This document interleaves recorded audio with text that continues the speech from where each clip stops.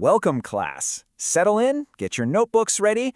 I'm incredibly excited to guide you through this explainer on Chapter 6 of our Advanced Financial Accounting syllabus.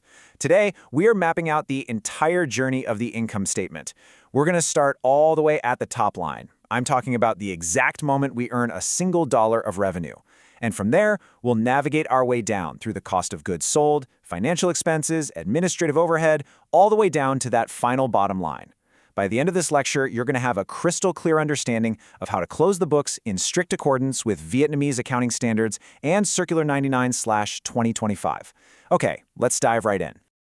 Here is our roadmap for today's session. First, revenue recognition core principles. Second, handling special revenue cases. Third, financial income and expenses. Fourth, selling and administrative costs. And finally, determining final business results.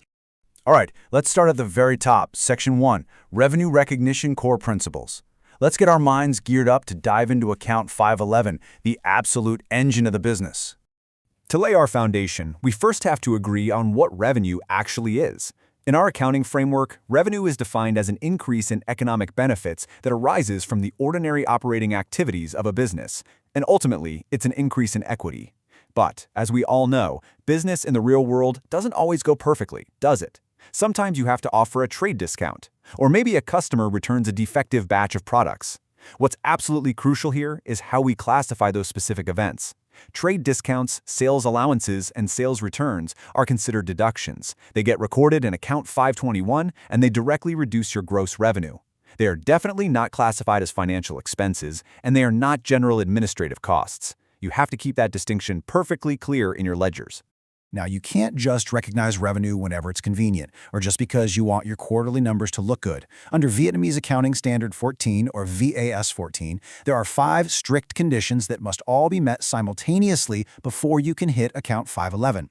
First, you must transfer the significant risks and rewards of ownership to the buyer. Second, you retain no ongoing management or control over those goods. Third, the revenue amount can be measured reliably. Fourth, you are virtually certain the economic benefits will actually flow to your business. And fifth, you can reliably measure the costs associated with the transaction. Let me emphasize this. The most critical point to remember is condition number 1, the transfer of risk. If you haven't fully transferred the risk, you simply haven't earned the revenue yet. Moving right along to our next section, Section 2, Handling Special Revenue Cases, because accounting is rarely just black and white. I want to pose a scenario to the class to test out those 5 conditions we just talked about.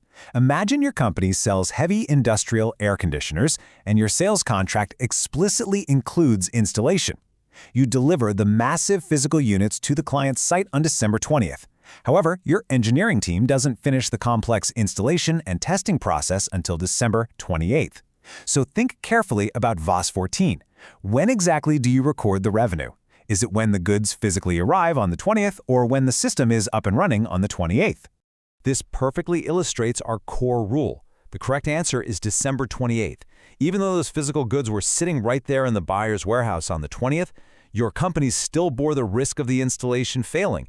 If a pipe burst during setup, that's on you. You maintained a degree of control. The risk and reward absolutely did not fully transfer to the buyer until your installation obligation was 100% fulfilled on the 28th. Only on that day can you legally record the entry into Account 511. Let's look at another fascinating edge case, promotional items tied to a purchase.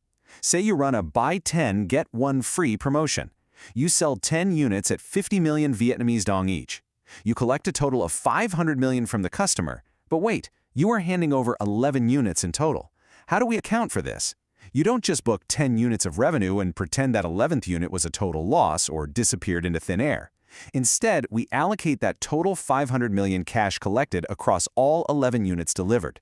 We match the total revenue across all the actual deliverables. So, 500 million divided by 11 units means the true revenue recognized per unit in Account 511 is roughly 45.45 million dong. And what happens when we deal with loyalty programs? Think about a customer buying goods and earning reward points. At that moment, you haven't fully fulfilled your entire obligation to them yet. You essentially owe them future goods or services. Because of this, you have to split the transaction. The portion of the cash representing the physical goods they walked out with today, that goes straight into Account 511 as revenue. But the standalone value of those loyalty points, that gets deferred. It goes into Account 3387, unearned revenue. You only move that value out of 3387 and into account 511 when the customer actually walks back through your doors and redeems those points in the future. Before we leave the topic of revenue completely, I need to quickly remind you all of some transactions that look an awful lot like sales but absolutely are not.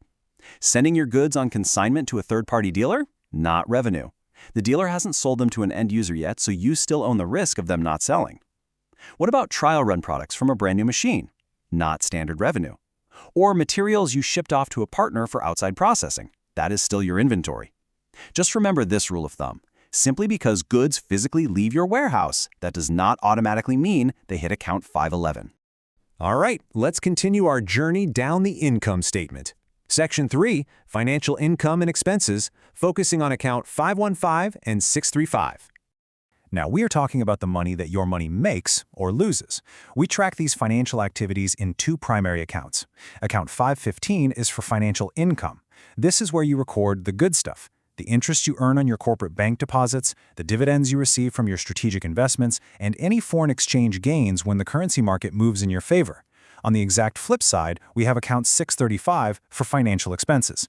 This is the painful side of finance. The interest you have to pay out on your bank loans, the losses you take when you sell off an investment for less than you paid, and foreign exchange losses when the currency moves against you. These two accounts sit perfectly parallel to each other, giving a clear picture of your treasury operations. Moving further down the statement, we hit the real heavy lifters of any running enterprise. Section 4, Selling and Administrative Costs, our operating expenses. For operating costs, we split these into two very distinct buckets. Account 641 is strictly for selling expenses. These are the costs directly tied to getting your product into the hands of the customer. We're talking packaging materials, outgoing shipping costs, big advertising campaigns, and the salaries and commissions of your sales staff. Account 642, on the other hand, is your general and administrative expenses. This is the corporate overhead, the rent for the main headquarters, office supplies, your legal and auditing fees, and the salaries of the management and accounting teams. You must keep these cleanly separated. Why? Because management needs to accurately analyze the efficiency of the sales pipeline completely separate from corporate bloat.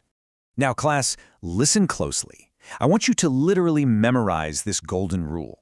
Do not reduce accounting expenses just because they aren't tax deductible. It happens all the time. A company spends money on a legitimate business expense, say a client dinner, but they misplace the proper VAT invoice, or maybe the expense exceeds a strict government tax limit. An inexperienced accountant will try to erase that expense from account 642 to magically match the tax rules. No, never do this. Financial accounting is designed to reflect economic reality. If the business spent the cash, it stays in the ledger. Those tax discrepancies, they are handled as off-book adjustments on the year-end tax return, which is entirely separate from your actual corporate bookkeeping. Fantastic. We've recognized our revenue, we've accounted for our financial costs, and we've covered our day-to-day operating expenses. We have successfully reached the bottom of the income statement. Section 5, Determining Final Business Results. It's time to close the books. To close the books at period end, we use a very special, specific tool. Account 911, the income summary account. I want you to think of account 911 as a temporary clearinghouse. At the end of the month, the quarter, or the year, we literally sweep all of our revenue and expense accounts into this one single bucket so we can figure out our net profit or loss. And because it is purely a temporary clearing account, account 911 must always end with a zero balance once the closing sequence is completely finished. According to Circular 99/2025, there is a very precise 5-step chronological sequence to doing this sweeping process. You don't just dump everything in at once. Step 1. You transfer your net revenue from 511 over to the credit side of 911. Step 2. You transfer your cost of goods sold to the debit side. Step 3. Next, you systematically transfer your operating costs, those 641 and 642 accounts we just discussed, straight over to the debit side. Step 4. Then you sweep in your financial income and expenses, plus any other irregular or other items. Step 5. Finally, after calculating the difference between the two sides, you record your corporate income tax expense. And whatever cash is left over, your ultimate net profit or loss, is transferred completely out of 911 and into account 421, retained earnings. Let's look at a concrete example to visualize this. Here is the T-account analysis for the Minfot company for Q4. You can really see the beauty of the double-entry accounting system right here. On the credit side of account 911, we swept in $3.2 billion in operating revenue, plus another $45 million in financial income. Over on the debit side, we swept in the cost of goods sold, the selling expenses, the admin expenses, the interest paid, and the corporate tax. When you net it all out, total debits and total credits perfectly balance out at exactly 3.245 billion dong. And why do they balance so perfectly? Because that final balancing figure, the 568 million dong of pure net profit, was safely transferred out to account 421. Account 911 rests peacefully at zero. The books are perfectly closed. To wrap up today's lecture, I want to leave you all with one final provocative thought regarding financial transparency.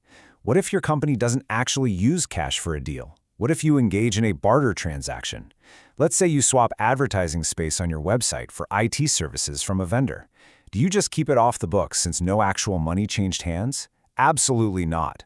Under Circular 99/2025, you must meticulously calculate the fair market value of that swap, record it properly as revenue and expense, and explicitly disclose the nature of that barter arrangement in the footnotes of your financial statements. Because accounting is all about the truth of economic value, not just the physical movement of cash. Think deeply about how that principle impacts the transparency of the massive companies you might be auditing one day. All right, thank you for joining me for this explainer on Chapter 6. Study hard, and I will see you all in the next class.